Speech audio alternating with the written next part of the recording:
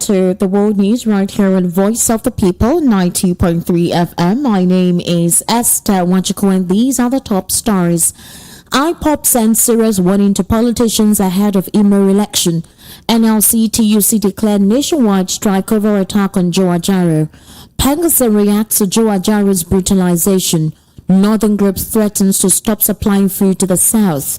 Ndume confesses presidential yacht deal is signed and concluded. Details now.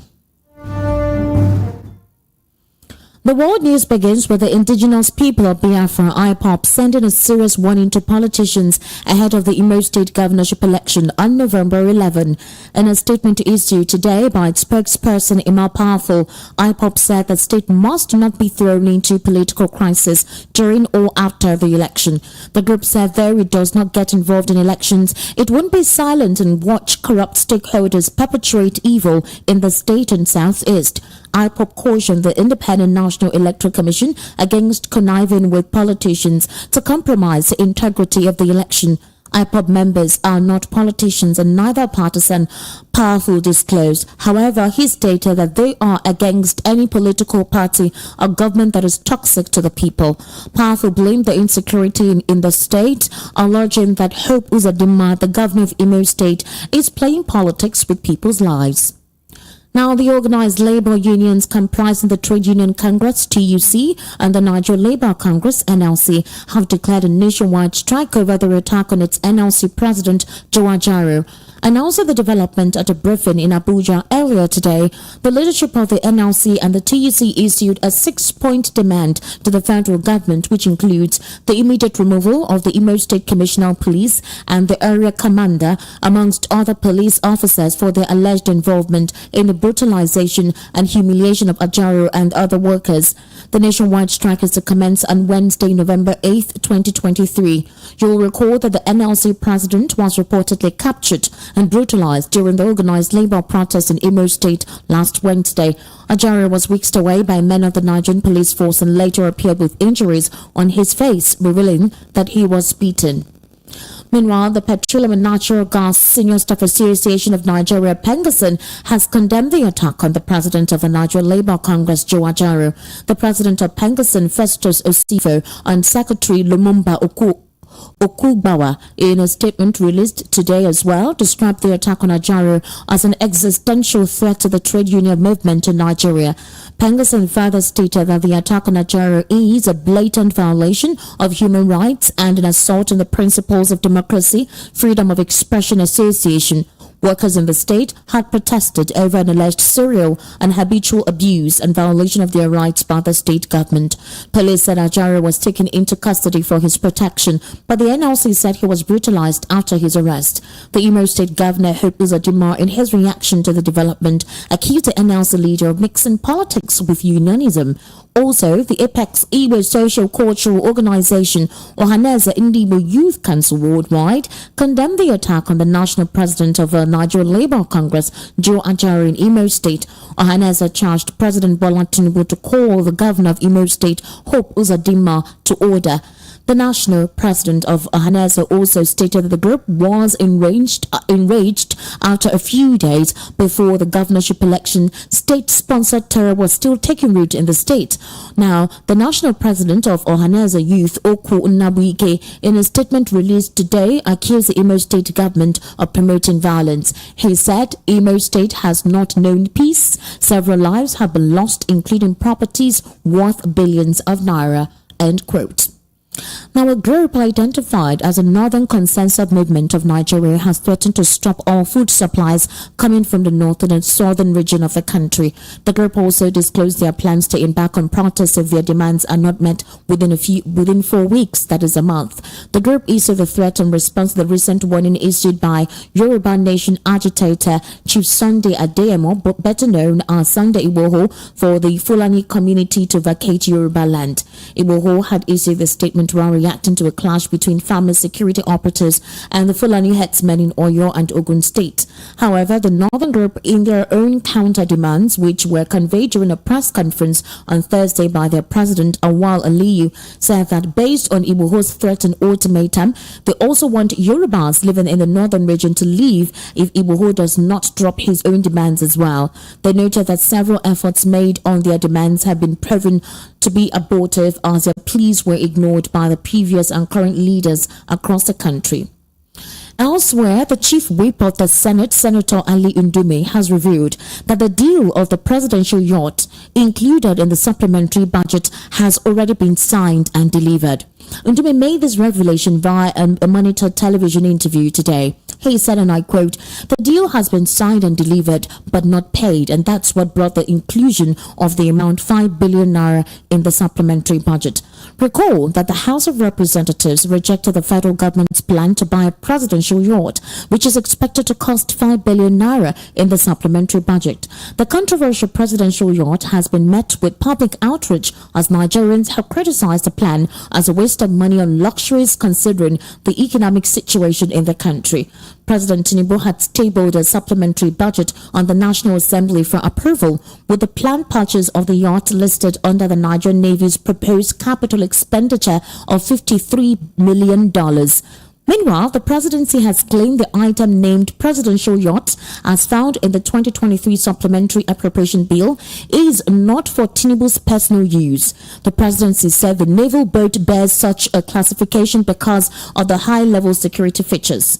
Now, according to Ndume, what was named as presidential yacht in the budget is an operational naval boat with specialized security gadgets suitable for high-profile operational inspection and not for the use of the president. Special Advisor to the President on Information and Strategy, Bayo Onanuga, disclosed as well in collaboration with Ndume in a statement earlier on Thursday. Now, I actually have via the telephone a legal practitioner, a social, political enthusiast, and also a social affairs commentator, and that is the person of Mr. Darlington. Mr. Darlington, welcome to VOP World News at 6. How are you? Esther, thanks a lot. I'm okay. Thank you for joining me this evening on the World News at 6. Let's start off with this presidential yacht. Now, Ali Ndume is saying that the presidential yacht has been signed, sealed, and delivered. What is left is for payment to commence. Now, according to the Bayo Onanuga, who is a special advisor to the President on Information and Strategy, he's saying that that particular yacht is not for personal use, but it is actually meant for, is an operational naval boat with specialized security gadgets, which is suitable for high-profile operational inspection, but meaning that if there are some persons that visit the president and they need to apply possibly the high sea, on any closed border country where they have to use the sea route, that is basically what it's meant for. Please, do you believe this particular explanation as per the 5 billion naira inclusion for the presidential yacht? It is a big lie. Bayo Onanuga is telling lies. Pure white lies. In fact, what's his name? Joseph Dobel will be punished in his grave if he should hear what Bayo Onanuga is saying. That is not how to defend your principal. Tinubu has no media name. All these people that he has appointed, they are all there for jobs. They are not there to defend him. They are rather in marketing him. This defense is afterthought. In fact, he is insulting our intelligence. The last time I checked, a yacht is a luxury boat. It's a luxury boat. That is what. Hello? I can hear you. Go ahead. Good. It's a luxury boat. All over the world. That's the type of toy boat is for royalties, for billionaires and all these drug barons when they want to get away from the society. They use it to go and suspend themselves at the middle of the high sea, where they'll be doing all sorts of things away from the dry eyes of the press. That is what that thing is all for. So for him to come and tell me for sophisticated work, then what would a submarine be doing? The last time I checked, submarine is the most deadly sea weapon any country can acquire. A submarine can go in underground and destroy a destroyer. Why is he not talking about that one? He's talking of a yacht. How can a yacht be fitted with sophisticated military equipment? Which yacht is that? Can you give us the picture of this yacht he's talking about? At least for a start, let us have the picture. And now they are telling you that it has been signed, sealed and delivered. So I don't want to return the money to the owners. There is something they want to do with that yacht, and I'm telling you authoritatively, there is a purpose. That's why it was already done. The National Assembly should be asking, who gave Tinubu the money to go and buy it? He has paid for it already. Who gave the money? Who appropriated the money? Is that not an imputable offense? They should go further and ask the Ndume to give them facts about what he said, so that they can impeach this president before he go further. Before you go further, it is only in Nigeria that a president is synonymous with our treasury. It is only in Nigeria that a president can just collect money, do whatever he likes, and nobody questions him. It can never happen anywhere else. American president, America is a $16 trillion economy. Yet their president can never touch $1 from that economy. For what? But here, the president can take money and do whatever he likes. Nobody cares. So all this lie that Bayo is telling us now, with what the Ndume have said now, can he go and ask Ndume to give him the facts? Can anybody query Ndume because he has the facts? He has it. That's why he said it. To tell you that these people are come to tell us lies. And he's going to do more. This is just the beginning. I have told anybody who cares to listen that a snake will always be just a snake. I know Tinubu, we know what he did in Lagos State. He has taken it to the federal. So he will never change. He will never change. All right, Mr. Darlington, thank you so much for that. Now, we do know that this is a very, I don't know if I would call it, is an incident that feels like anytime the government says something, it means that possibly you need to read more into what the president says, or anything the executive or the presidency, any spokesperson of the presidency says, you need to read more. Now, you do know Ali Ndume. He's somebody that has always been very outspoken with anything. Sometimes some persons would call him a careless talker.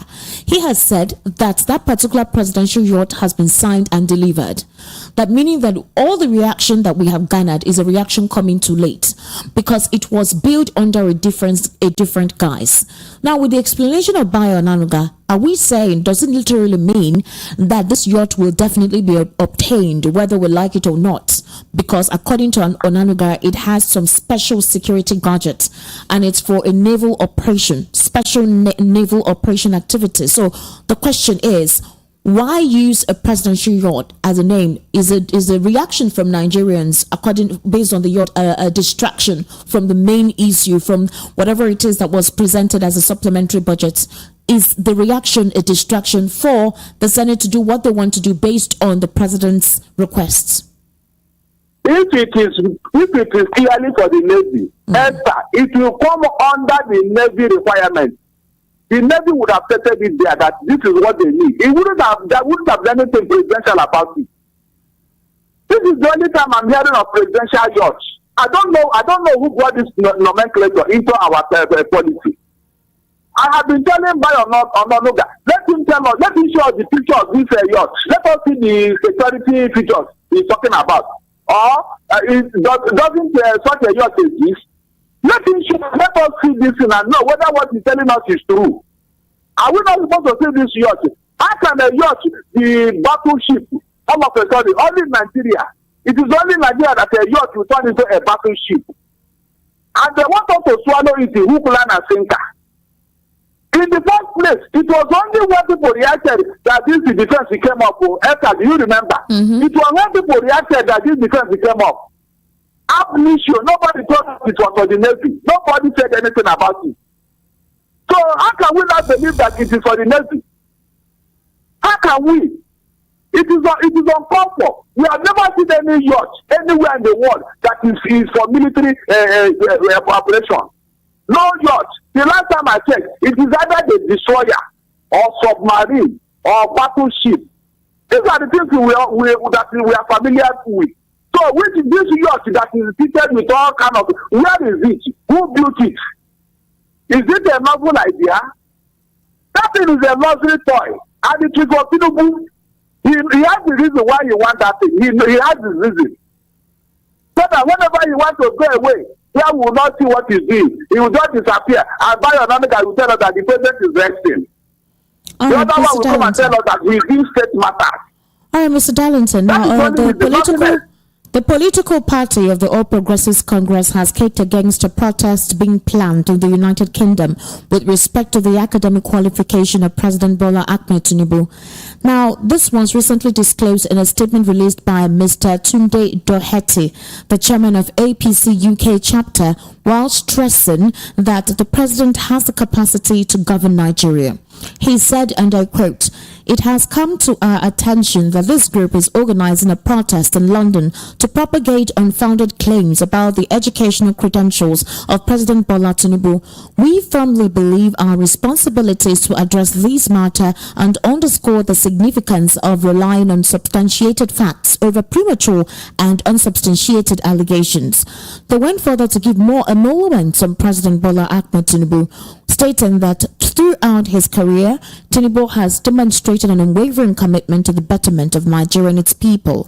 The allegations of forged certificates not only lack concrete evidence, but also undermines the spirit of democracy and fair political discourse that we hold dear. So apparently there is a protest about to take place in the United Kingdom concerning the academic qualification of President Bola Ahmed Tinubu. However, Doherty, who is the chairman of APC in the UK, is countering the protest and saying that the president has always been one who facilitates the needs of the people before any personal aggrandizement, and so it was important for the protest not to take place. They stated further that anything that would make the presidency afraid to go ahead with his responsibility in governance, that is what his opposition wants. They want the president to be afraid. The president, on several occasions in reaction to the release of his academic documents, have always pleaded for those documents not to be released. A couple of critics have affirmed that the president is afraid of what may be divulged based on the release of those documents. The FBI files that were also released, all the names mentioned there, besides President Bola Ahmed Tinubu, his name was redacted. But others believe that the activities mentioned therein concerning heroin, forged documentation and all has to do with President Bola Ahmed Tinubu, even if his name is redacted. Please, what's your take on this? Now, Esther, I have told you, you see these foreign vultures who have lined up to come and loot and plunder the wealth of Nigeria. They will continue to pamper and cover Tinubu because they know he is vulnerable. If it were in the UK, that man that spoke, will they tolerate such a president in their country? If it were in the UK, let that man come and swear by Amadou and Shango for me. Will they tolerate it? With all the baggages they have seen concerning Tinubu, will they accept such a person to be their prime minister?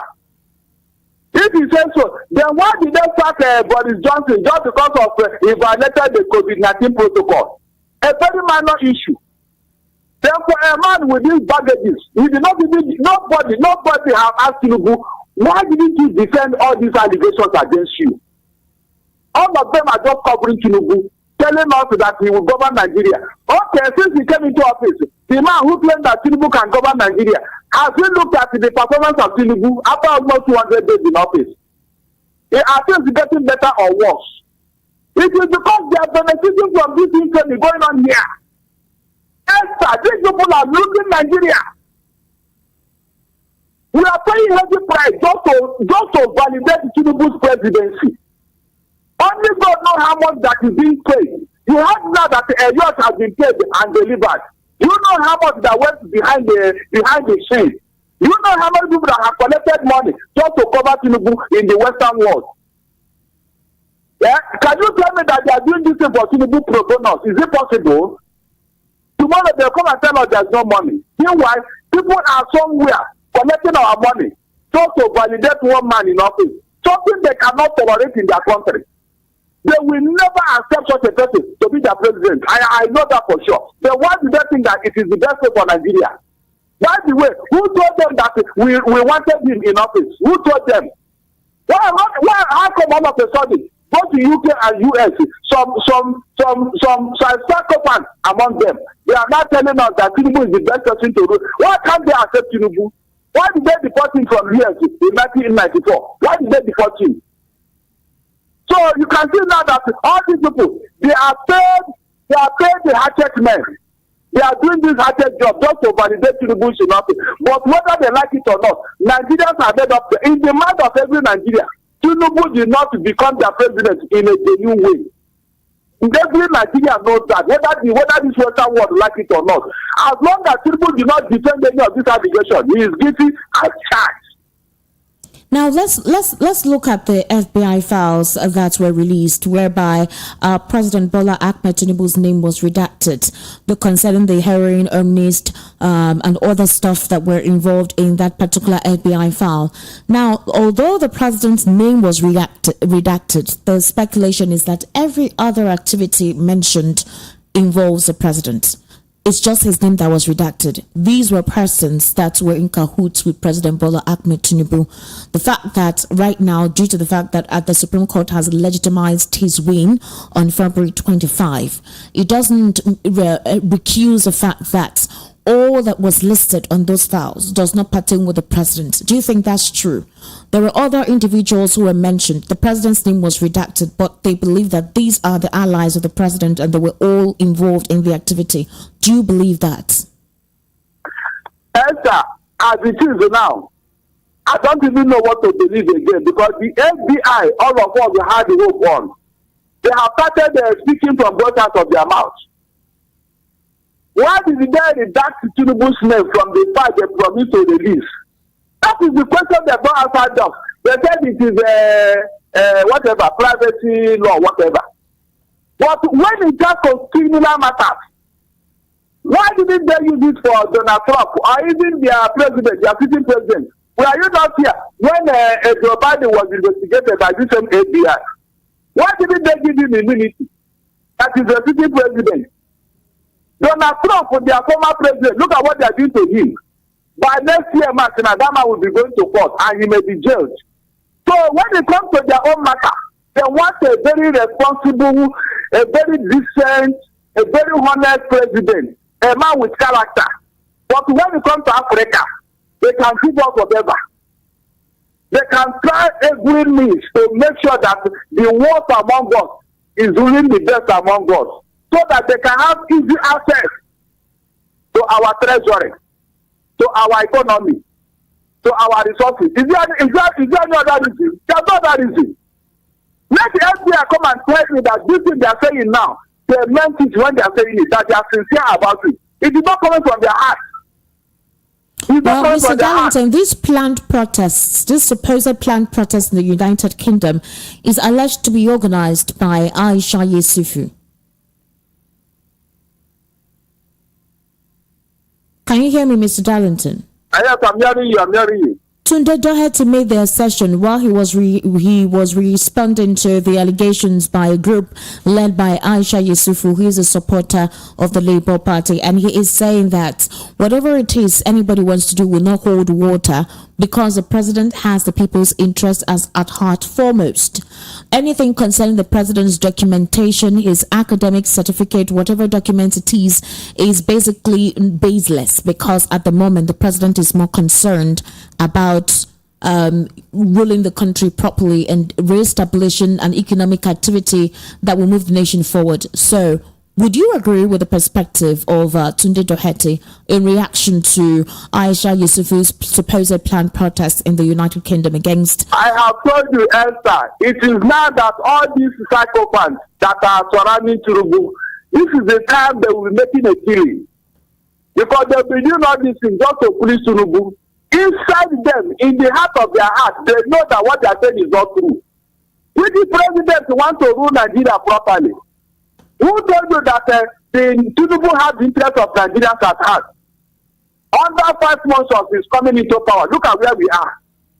Is that how the man who wants to rule his people, is that how he behaves? All the policies he has put in place, has he not reversed all of them? Please, somebody should answer me.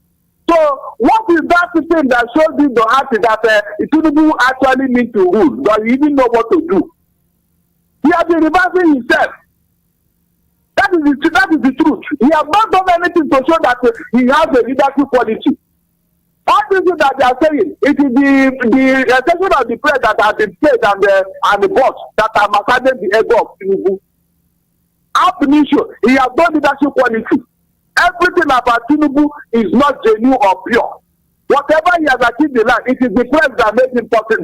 Mr. Dalton, are you coming from a perspective? Are you coming from a perspective based on any personal bias, or you're coming from a very objective front?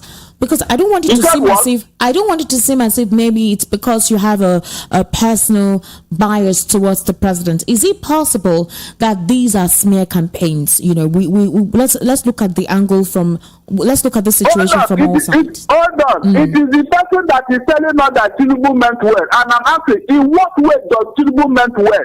Let us begin to tick the boxes. Tell us what he has done since he came into office that will show that yes, Tinubu meant well for Nigerians. Is that not what I'm saying here? Mm-hmm. A man that wants to buy a yacht of 5 billion naira in an economy that is down with a borrowed money. Extra borrowed money. You are using it for profligacy. And you tell me to be clapping for such a president? Now, is that what you want me to do? You want to go borrow money for your own affluent lifestyle. You are buying car for your wife for 1.5 billion naira. An office that has no constitutional value for Nigerians. Is that what you want me to celebrate, Esther? I mean, answer me now.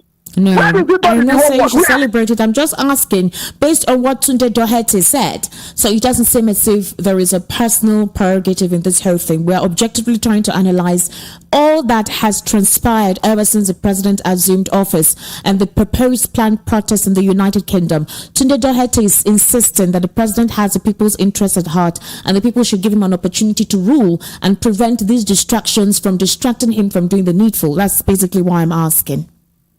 The only person Tinubu has interest at that is Tunde Doherty, not Nigerians. And that is why he's singing his praises.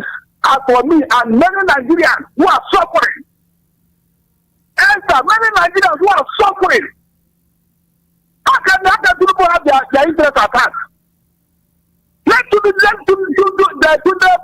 come and meet me and tell me how Tinubu have our interest at heart. Let him show examples. Look at where the dollar is. The fuel subsidy that is gone. All the money that has been paid for 5 months, where is the money? So you are going to borrow another money. How can anybody be living on borrowed money and you want to make progress? Is it possible? You are even using it for profligacy. And that is what Tunde Doherty is celebrating. I wish you well. Mr. Darlington, thank you so much for your contribution in the World News at 6. I sincerely do appreciate your intellectual input and your perspective on the various issues that we raised. But please, let me say it loud and clear. You see these people, they deceive us with Buhari. They cannot deceive us again with Tinubu. We kept quiet to Buhari. We cannot keep quiet under Tinubu. We have had enough of these people. They are not the owner of Nigeria. Good evening. Thank you. Thank you so much, Mr. Darlington. And now, just before we go on to stories outside the shores of Nigeria, Israeli Prime Minister Benjamin Netanyahu has disclosed that there will be no temporary ceasefire with Hamas in Gaza until all Israeli hostages are released. He gave a televised address after talks with U.S. Secretary of State Antony Blinken, who's called for humanitarian pauses in the fighting to help protect civilians. Meanwhile, Israel's army said earlier it was on very, very high alert at its border with Lebanon as the leader of Islamist group Hezbollah broke his silence on the war. In a speech watched by thousands at a Beirut rally, Hassan Nasrallah praised the Hamas attacks on Israel on the 7th of October, but said they were 100% Palestinian. Hezbollah, which is backed by Iran and considered a terrorist group in the UK and US, has been intensifying attacks on northern Israel from Lebanon. Israel has warned of unimaginable consequences if Hezbollah joins the Israel-Gaza war. The Hamas-run health ministry in Gaza says more than 9,000 people have been killed in the strip since the 7th of October. Israel began bombing Gaza after Hamas killed more than 1,400 people in Israel and kidnapped more than 200 others. To wrap up the world news at 6, here again are the top stories. You heard that IPOB has sent serious warning to politicians ahead of Imo election. NLC TUC declared nationwide strike over attack on Ajaro. Pengassan reacts to Joe Ajara's brutalization. Northern group threatens to stop supplying food to the south. Ndume confesses presidential yacht deal signed and concluded. And on stories outside the shores of Nigeria, Netanyahu rejects temporary ceasefire until Israeli hostages are freed. My name is Esther Mwachukwu. That's a wrap on the world news at 6. Good evening and thank you for listening.